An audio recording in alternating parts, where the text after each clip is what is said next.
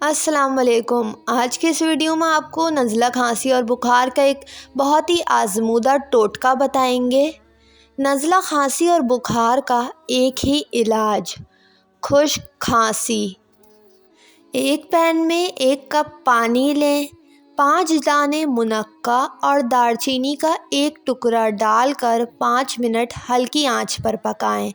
چھوٹے بچے کو 1 چمچ اور 10 سال سے بڑے بچے اور بڑوں کے لیے آدھا کپ دن میں 2 مرتبہ استعمال کریں۔ خشک کھانسی بالکل صحیح ہو جائے گی انشاءاللہ۔ نزلہ زکام کھانسی کا علاج، پین میں 1 کپ پانی میں 2 عدد لونگ، چھوٹا ٹکڑا ادرک اور 1 دار چینی کا ٹکڑا ڈال کے ہلکی آنچ پر 5 منٹ پکائیں اور چھان کر شہد ڈال کر گرم گرم پی لیں۔ یہ ٹوٹکا بھی کافی مفید ہے۔